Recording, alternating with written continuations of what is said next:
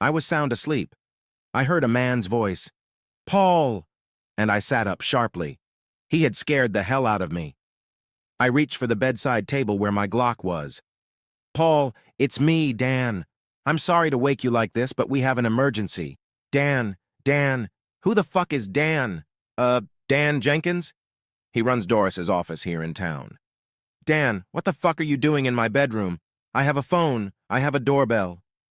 I couldn't use the phone, and I didn't want to be seen at the door. We have a really big problem, and we need to talk. "Dan, I've only got one problem. Some asshole decided to wake me up." I looked at the alarm clock. "At 2:45 in the fucking morning. I'm sorry about that, but it could cost a senator a chance at the presidency.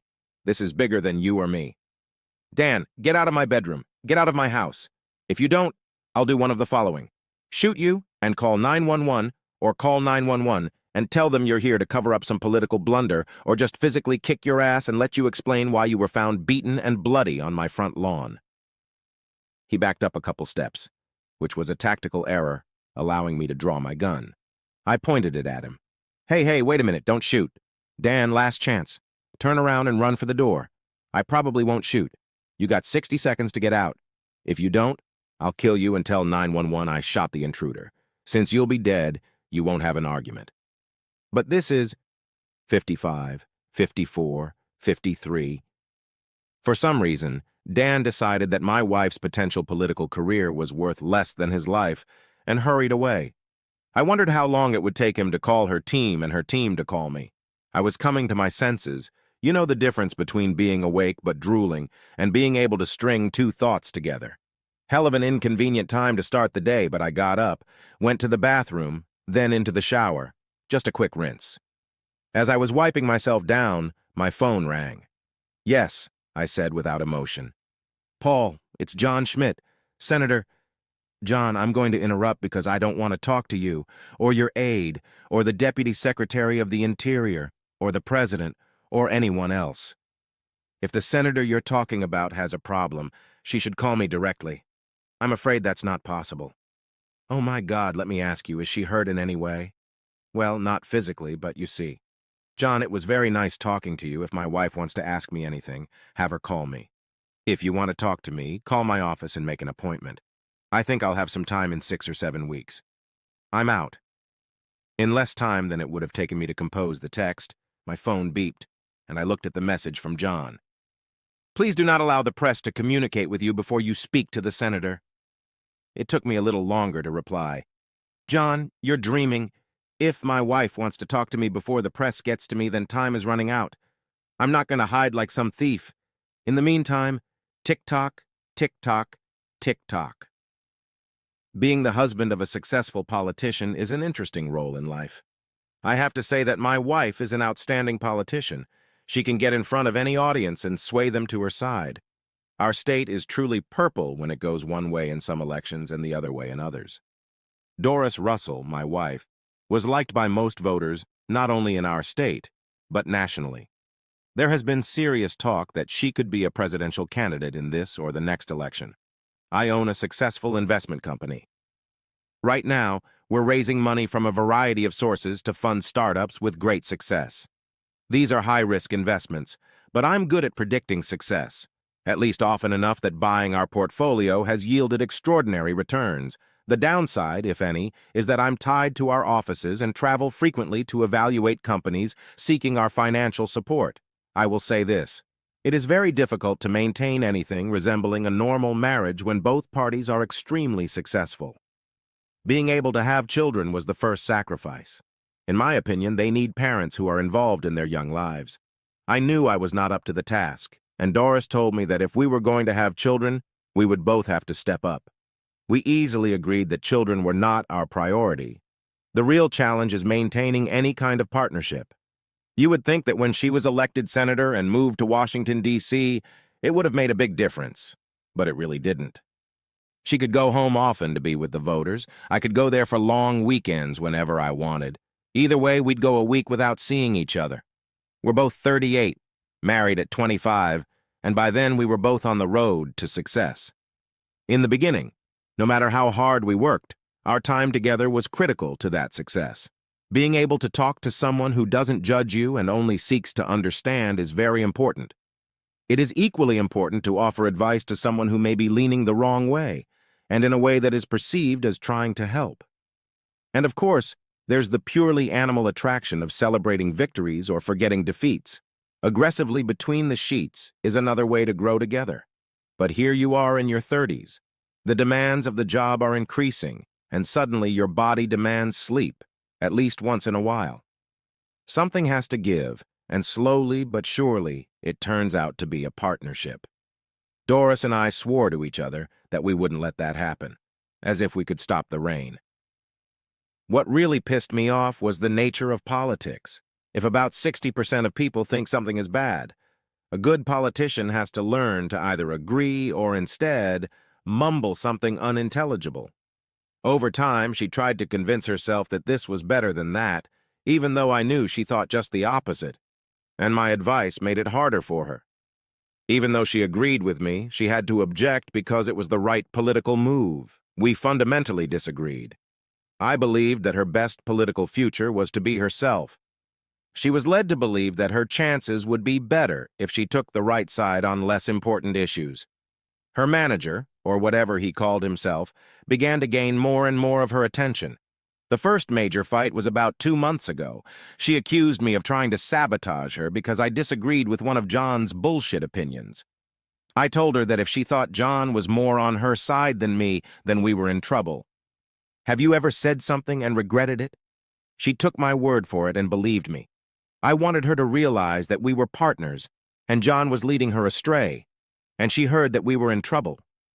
So this morning, when some lackey on her staff came at me, I knew it was a tentacle from the conversation that we were in trouble. I wasn't going to hear it from them. I was going to hear it from her. My phone rang, Doris's ringtone. "Good morning," I said, not meaning it. "Why are you being so difficult?" "Doris, I instinctively want to hang up. What makes you think I'm difficult?" John told me. "Yeah, now you're going to tell me why John thinks I'm difficult. Screw John." "All right." Laughs. "You're right. I have a problem. And John convinced me it would be better if he explained it." "I see. Speaking to me now, would you say John was right?" "No, probably not." "Okay, now tell me what the big problem is." "It wasn't like that between us. You know that." She paused. Did she want confirmation? Not from me. "We used to rely on each other. Now, more often than not, John gives me the best advice. I rely on him more and more." Another pause. I decide this is her hole. Let her keep digging. There's no easy way to say this. John and I have fallen in love. Still nothing amazing, though falling in love was disappointing. Silence seemed like the best option. We got caught tonight, in Bethesda. We decided it was far enough away and were having dinner in a public place, and some reporter caught us kissing. He somehow took pictures of us undressing each other as we entered my hotel room. He let us know what he had. The story will unfold in the morning. We have to get ahead of it. Another pause. "You don't care? Don't you have anything to say?" "You're speaking in declarative sentences. I understood what you said. You didn't ask me anything. Are we really that far apart? You loved me once." "I still do. I'm not the one who says I've fallen in love with someone else. All I can say is that I'm sorry. I'm even more sorry that I have to ask for your help to get through this crisis." "My help? Are you kidding me?" "No, I take that back. It's the new you legend over fact. What's the legend, by the way?" "John thinks we can turn this around in my favor. There's this double standard. Men can have affairs, women can't. You and I can stand up in front of the press and say, 'It happens. I'm sorry.' And you forgive. We can sugarcoat it a little bit, make it part of our relationship, which we say remains strong." "And is that so?" I asked sarcastically. "Is what so? Our relationship stays strong?" "Well, that's the thing. We stay married, but not, if you know what I mean." "No, don't try to explain it. You want John? Fine. You both have my blessing. You want to get married? Fine. I'll try to forgive you. But I'll make sure you and John are in the past. Your choice." I heard muffled conversation. "Do you wonder what goes on in people's heads? My wife and I are trying to figure out if we want to stay married, and she needs to discuss it with her lover. Divorce will ruin me. I'm giving up on John." "Fire him." "Tonight," I said in my best, non-alternative voice. More muffled conversation. "No." Then I'll apply in the morning. Another muffled conversation. Good. Is that it? No, that's a condition to get us started. We're going to work with a psychologist and see if we can save our marriage. You're the one who lives in a political fantasy world. If we want to be married, we'll mean it. If you can't do that, then live with the consequences. Her tone has changed. I've always loved you. You're right. Living a lie will never work. I'm so sorry. Can you ever forgive me? Doris, I'll be honest with you. As always, I have doubts. It's intoxicating, you know, hearing your name and the office of President of the United States together. Muffled conversation again. Sorry, I asked John to leave. His strategies pushed my name so far. I lost my head. I'm sorry. How long has it been? Since we fought. I decided that being president was more important than being married. Obviously, you can't have one without the other. This is a ringing endorsement. It's the best thing I can do right now. Give me a chance. I convinced myself that it was over between us. But that was wrong, and I knew it. John convinced me that I couldn't have the presidency and you, and he convinced me that I should actually let you go. Like I said, his strategies, it totally sucks, as I told you from the beginning. We had a little talk. We agreed that she would fire John publicly in the morning. Well, morning for everyone else, it was still just under 4 in the morning. She would say they had made a mistake and her marriage was too important to her. She also said that she and I would address the press within the next week. All the morning newscasts ended with Doris and John groping each other at the door of her hotel room. It was great political news. Within the next hour, it was announced that Senator Russell would make a public announcement at 9 a.m. Doris came out, professionally dressed, and said she would read a prepared statement and then take questions. I made a big mistake last night that I now regret. My campaign manager and I became too close, and we let it slip from our control. My political career is important. My marriage is more important. This morning, I fired my campaign manager.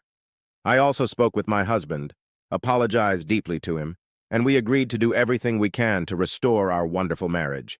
He and I will be appearing before you in the coming days. I'll take your questions. How long did the affair last? It wasn't an affair. It was a one-time mistake. Why fire John Schmidt? Even though the mistake was mine, John and I crossed a line. These things happen. I'm not proud of it, but I'm not alone. When you make a mistake, you have to prove you won't make a similar one. That meant John and I had to break up. So, you don't trust yourself? Yes, I trust myself. At this point, my husband has legitimate reasons to doubt me. One way to prove to him that it was a mistake is to fire John, Mr. Schmidt. He's an extraordinary talent. He'll rise to the occasion. The questions kept coming. She was good at dealing with them. They became less and less harsh. It was clear she was gaining an audience. It was Wednesday morning. I had work to do. We had work to do. We decided that our public announcement would be made on Monday morning. I was pushing for Friday, but that's a bad day for the news cycle. You looked good in the morning interview. With a good follow-up interview, I think you'll be fine. I hope so. I've been working so hard, she replied. Find us a counselor in Washington, D.C. I'll be there as often as needed. Okay. I'll also work on our application. The application seemed more important to her than the counselor.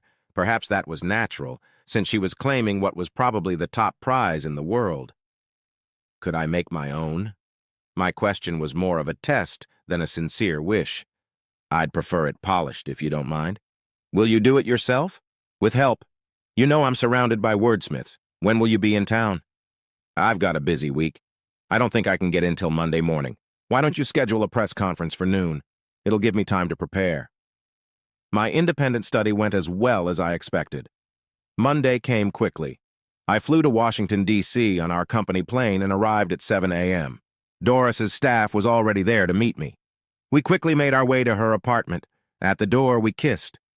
Oh, I love you so much, she said. I love you even more, I returned. Here's your script. Let me know what you think. I read it through. I had to admit it sounded real, sincere enough, emotional enough, and with a real hope that we could live our lives as the loving couple we'd always been. My lines were to follow hers. Good afternoon. Today I brought my husband, with whom we have been together for 13 years, to report on our progress since last week. I am happy to say that we have a strong marriage that can overcome my indiscretions. We will be seeing a counselor twice a week for a while until we find everything we need to do to repair our relationship. She talked about it at length some more. She explained her mistake and how remorseful she was. It was very impactful. After almost 10 minutes, she asked me to say a few words.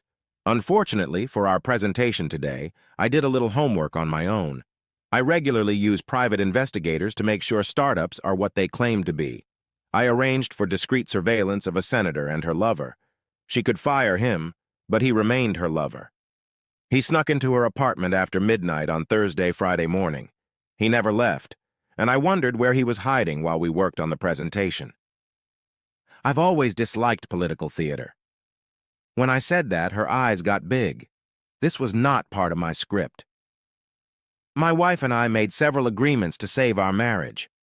Unfortunately, she hasn't honored any of them, and today I'm here to announce that I've filed for divorce, and she's going to get it after this. What do you call it? Introductions. I'd be happy to answer any questions. There was a stunned silence. I have to hand it to her. She's unfazed. I can't believe this. It's a political dirty trick. My husband was never going to take me back and set me up for this outrage. I smiled and walked away. Several reporters asked me questions, which I answered honestly. Who knows how much honesty will stand up to political truth? You can decide for yourself how this may end. I believe that truth always wins and that Doris and John will reconsider running for dog catcher and hope to build a new career on this unlikely victory.